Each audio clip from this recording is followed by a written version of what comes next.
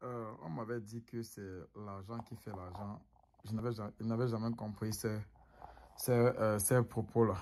Jusqu'à ce que je me retrouve face à une situation très critique. Ils sont très nombreux qui disent que pour investir ou alors pour réussir dans la vie, tu n'as pas automatiquement besoin d'avoir un capital ou il faut, c'est l'idée. C'est l'idée qui fait le business. Pour investir, et si tu as une bonne idée, ça suffit pour te lancer et réussir. Mais je veux dire, comment est-ce que tu vas réussir si tu n'as pas un minimum d'argent? Si tu n'as même pas 25% de ton capital nécessaire? Comment est-ce que tu vas réussir si tu ne connais pas ton marché? Comme on dit en anglais, ton business plan. C'est-à-dire ton plan d'investissement. À qui est-ce que tu vas... quelle est ta cible? À qui est-ce que tu vas vendre? En combien de temps tu vas vendre? Combien est-ce que tu espères en retour? Quelles sont les difficultés? Quelles peuvent être les difficultés du marché?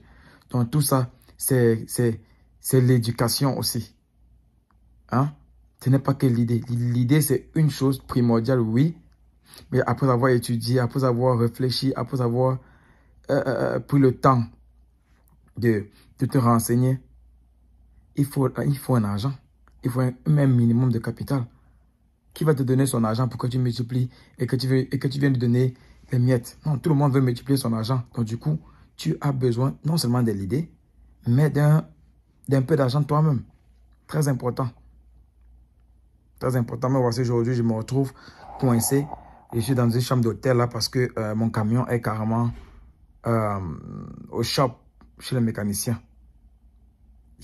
Là, j'ai réfléchi depuis, il me dit, attends, si je n'avais pas un minimum sur le côté peut-être, ou alors si je n'avais pas une petite réserve, c'est peine perdue.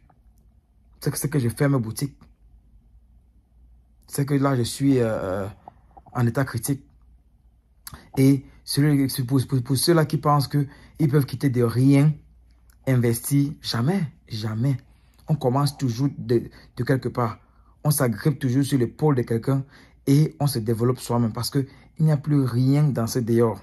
Absolument rien dans ce dehors qui n'existe pas. Alors, prends mon idée, tu ajustes à ton aise, à ton marché et tu développes. En fait, c'est ça. Rien n'est nouveau dans ce dehors. Donc, tout existe déjà. Il suffit juste de modifier ce qui existe déjà à la situation présente ou à une situation future. Réfléchir pour juste modifier. Pas créer. Il n'y a rien à créer. Donc, travailler pour quelqu'un n'est pas mauvais en soi. Tu travailles pour quelqu'un, tu étudies, tu te renseignes pour améliorer même ce qu'il fait. Et demain, tu te lances. Donc, l'investissement commence même d'abord avec le salaire.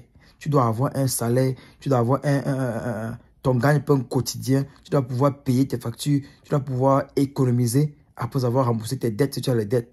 Ensuite, en ce moment, tu investis un argent qui est plus que ton épargne. On n'investit pas l'épargne, on investit l'excédent de l'épargne. L'épargne, c'est pour les urgences. On ne touche pas l'argent des urgences. Et lorsque tu as ton argent d'urgence sur le côté, maintenant tu peux chercher ton argent d'investissement.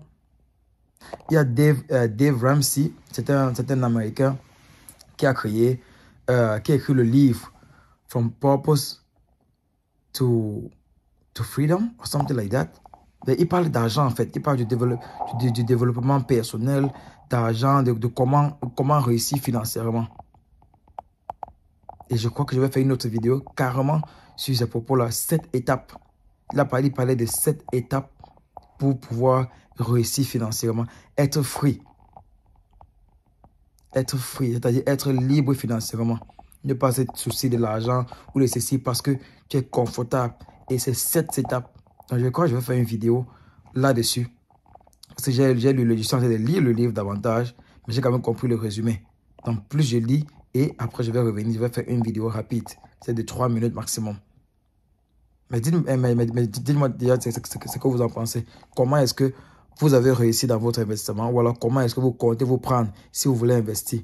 Si vous avez déjà investi, qu'est-ce qui étaient les points forts, les difficultés? Ou alors, qu'est-ce que vous avez appris? Partageons un peu. Et écoute, moi, c'est Sergio et c'est le petit voyageur. Donc, du coup, j'ai réfléchi dans mon coin et j'ai dit pourquoi ne pas faire une vidéo rapide. Allez, portez-vous bien et à très très bientôt.